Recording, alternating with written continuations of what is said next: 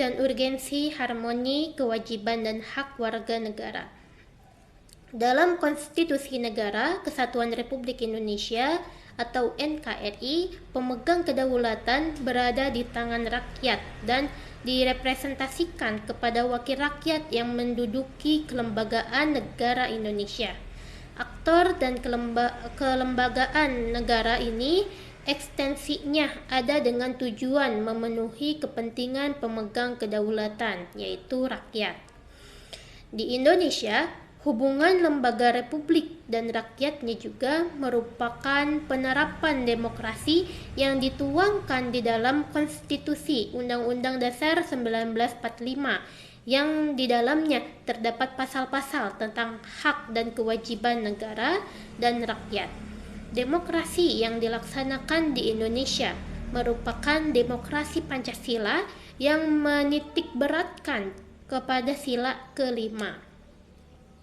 Undang-Undang Dasar NKRI tahun 1945 tidak hanya memuat aturan dasar ihwal kewajiban dan hak negara, melainkan juga kewajiban dan hak warga negara. Dengan demikian, terdapat harmoni kewajiban dan hak negara di satu pihak dengan kewajiban dan hak negara serta warga negara dapat dipahami dengan menggunakan pendekatan kebutuhan warga negara yang meliputi 1. Agama, 2. Pendidikan dan kebudayaan, 3. Perekonomian nasional dan kesejahteraan rakyat, yang keempat, pertahanan dan keamanan. Mungkin sekian dari saya, dilanjut oleh rekan saya. Lalu selanjutnya ada alasan mengapa diperlukannya harmonisasi dalam kewajiban dan hak negara karena agar tidak terjadinya konflik. Nah, harmoni antara kewajiban dan hak warga negara adalah hal penting karena menjadi beberapa alasan gitu. Yang pertama yaitu menghindari konflik sosial. Nah, ketidakseimbangan antara hak dan kewajiban dapat menyebabkan ketegangan dan konflik sosial dalam masyarakat. Juga untuk alasan selanjutnya itu untuk mempertahankan keseimbangan sosial. Harmoni antara kewajiban dan hak individu membantu menjaga keseimbangan sosial dalam masyarakat. Ketika setiap warga negara memiliki hak yang diakui dan dilindungi serta memenuhi kewajiban mereka terhadap negara dan sesama, ini menciptakan lingkungan yang stabil dan adil bagi semua anggota masyarakat. Lalu poin selanjutnya itu membangun kepercayaan dalam pemerintahan. Pemerintah yang memenuhi kewajiban untuk melindungi hak-hak warga negara dan memastikan keadilan akan mendapatkan kepercayaan dan dukungan dari masyarakat. Sebaliknya, jika pemerintah gagal memenuhi kewajiban atau menyalahgunakan kekuasaan, ini dapat mengancam hak-hak warga negara dan merusak hubungan antara pemerintah dan rakyat.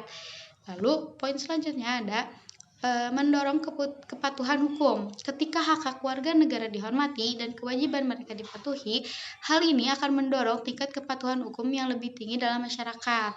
Lalu, poin yang selanjutnya adalah menggalang solidaritas sosial. Nah, harmoni antara hak dan kewajiban dapat menggalang solidaritas sosial di antara anggota masyarakat.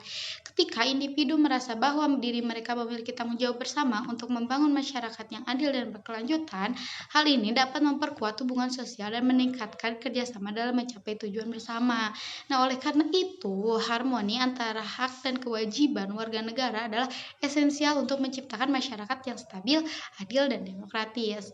Ini membantu pengakuan akan hak-hak individu yang seimbang dengan kewajiban-kewajiban yang harus dipenuhi untuk menciptakan lingkungan yang berkelanjutan bagi semua anggota masyarakat.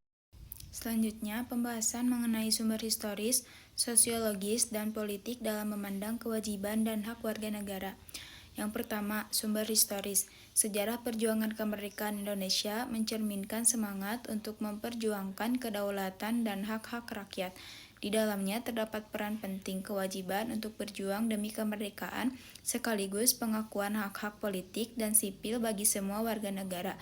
Proklamasi Kemerdekaan Indonesia pada 17 Agustus 1945 menjadi tonggak penting dalam mengakui hak-hak warga negara untuk menentukan nasib sendiri. Sementara itu, konstitusi dan dokumen-dokumen historis lainnya menetapkan kewajiban-kewajiban bagi warga negara seperti kewajiban untuk menghormati hukum dan peraturan negara serta partisipasi dalam pembangunan negara.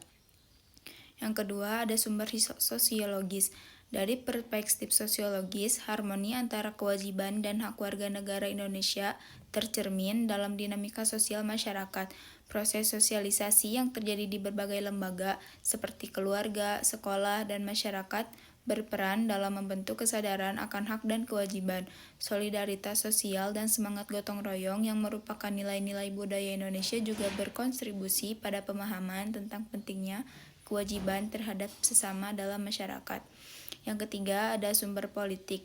Secara politik, harmoni antara kewajiban dan hak warga negara Indonesia tercermin dalam konstitusi dan sistem politik yang diatur dalam negara.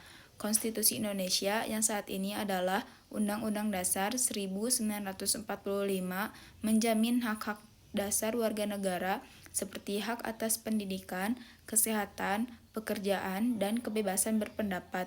Namun, konstitusi juga menetapkan kewajiban-kewajiban seperti kewajiban untuk mematuhi hukum, menghormati hak asasi manusia, dan berpartisipasi dalam proses demokrasi.